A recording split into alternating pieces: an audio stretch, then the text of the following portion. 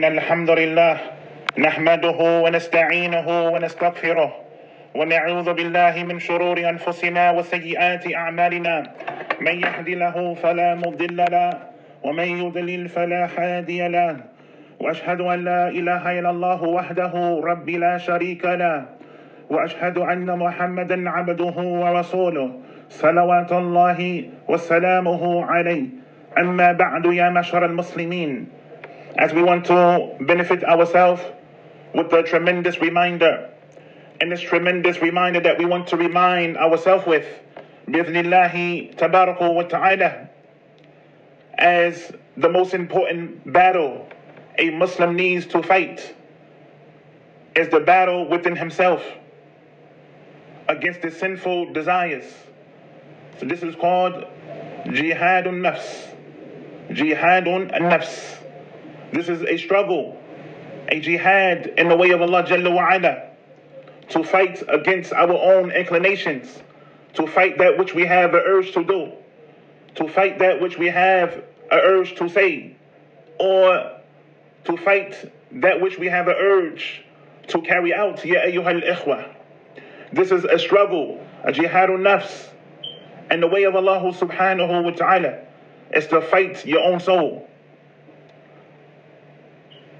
in which all of us need to participate in, waging war against our own self.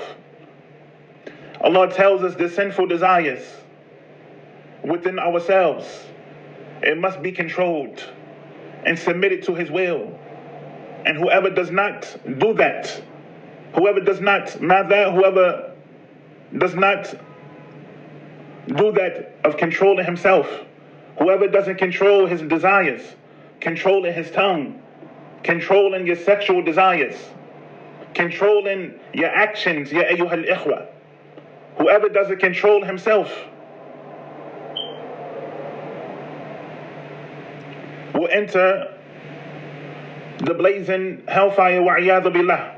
And we seek refuge in Allah subhanahu wa ta'ala from the hellfire. But whoever controls his desires, whoever controls his tongue, whoever controls his actions, will enter the paradise. قال الله سبحانه وتعالى في كتابه الكريم وأما من خاف مقام ربه ونهى النفس عن الهوى فإن الجنة هي المأوى فإن جنة هي المأوى. As for him who feared standing, as for this person, as for the individual who feared standing before his Lord, and he restrained himself from his desires, then paradise would be his refuge. Whoever feared standing before his Lord, feared Allah subhanahu wa ta'ala, fear of falling into the haram, fear of falling into that which is of disobedience and displeasing to his Lord Jalla wa Ala, and he restrained himself from his desires, then paradise would be his refuge. But as for the individual who just spew things out of his mouth, and he is careless of that which he is saying, he is careless, he or she is careless of that which they are doing. They have no care. They don't care who sees them. They don't care who hears them. Wa iyadhu billah. This person doesn't have any control. He doesn't have any control over himself. And the refuge is sought from Allah Jalla wa Ala. So for this reason, the Prophet alayhi salatu wassalam, he declared that the true mujahid who wages jihad in the cause of Allah is the one who wages jihad against himself. This is the individual who wages war against himself.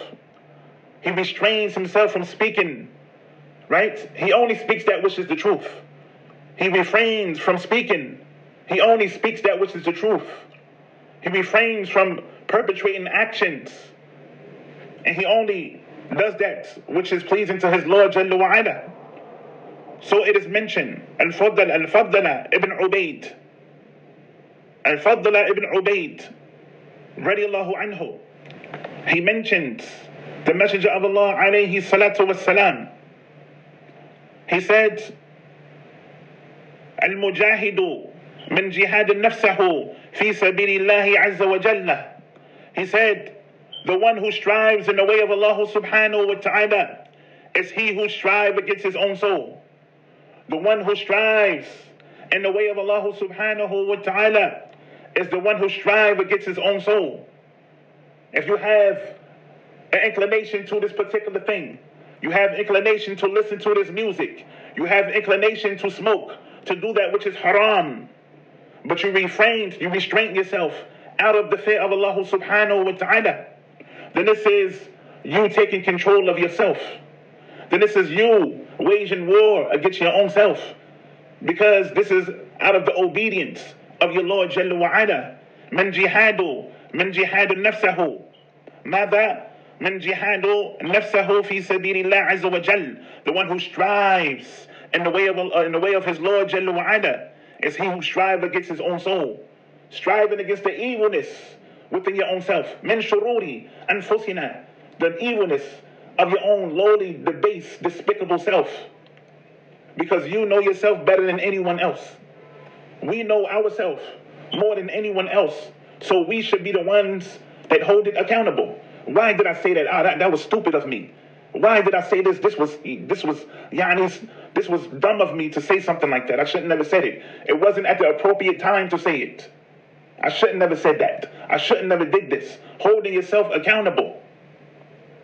But some of us, we like to make excuses when we do such a thing. When we do something wrong, we make excuses and justify why we did it. وَعِيَاذُ بِاللَّهِ. So he mentions the Shaykh Al-Mubarak Furi, rahimahullahu ta'ala. He said this means قَهَرَ نَفْسَهُ. This means he conquers his evil inclinations. قَهَرَ نَفْسَهُ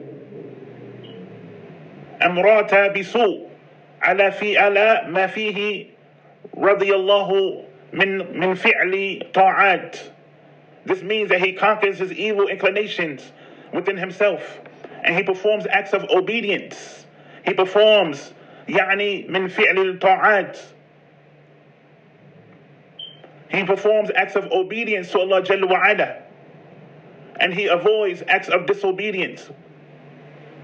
واجتنبوا معاصي وجهادها أصل وجهاده وجهادها أصل كل جهاد في جهادي فإنه من لم يجاهدها أو يجادها لم يمكنه جهاد عدو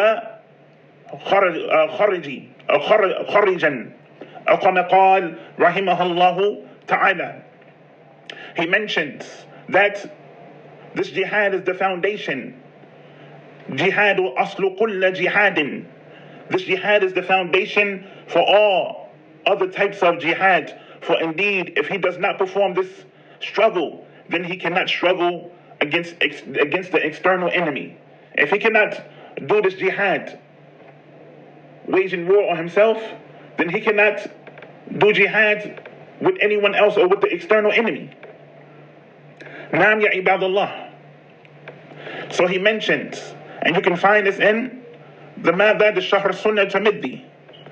For indeed, if he does not perform this struggle, then he cannot struggle against the external enemies. So Allah Jalla wa Ala, he tells us in several verses that those who purify their hearts from the spiritual diseases will enter the paradise. In fact, no one will succeed in the hereafter unless they approach Allah Jalla wa Ala with a clean heart. وقال الله سبحانه وتعالى في كتابه الكريم قد أفلح من زكاها وقد خاب من دساها. He has succeeded who purifies his soul, and he has failed who corrupts his soul by doing that which is haram, by smoking and drinking and backbiting and slandering. وكل محرمات or مخالفات, all of that which is haram, and all of that which goes against that which Allah Jalla wa Ala has commanded the person to do. This corrupts the individual, his soul, by going against the commandments of his Lord Jalla wa Ala. قال الله سبحانه يوم لا ينفع مال ولا بنون إلا من أتى الله بقلب سليم. It will be a day there will be no benefits in your wealth or your children, but the only benefit, but the only one who comes to Allah Jalla wa Ala is the one who has the pure heart. Naam ya ibadullah. So this jihad al-nafs is to purify the soul.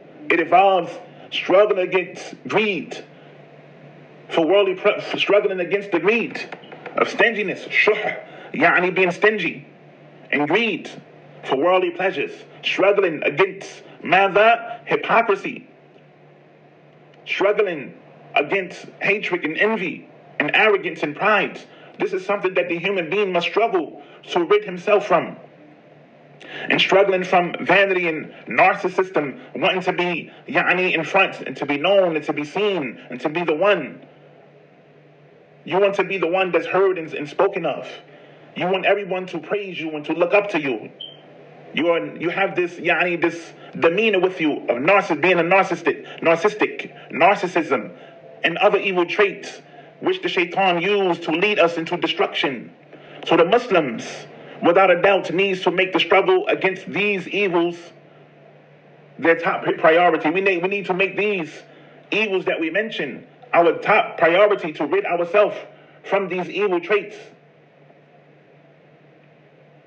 So indeed, some of the early and the most pious scholars amongst the righteous, amongst our Salaf al-Salih, considered jihad against the soul to be the greatest and the most important jihad. Ibn Qayyim reported, it was said to Al-Hasan al-Basri, rahimahumullah ta'ala, O Abu Sa'id, which jihad is the best? Al-Hasan al-Basri, rahimahullah, he said, jihadu hawa, your jihad against your desires. And this is something that we all need to fight against. We need to fight against our desires, our lowly, despicable desires. Naam ya ibadullah, because this is something that is important in the life of the Muslim, fighting against our desires.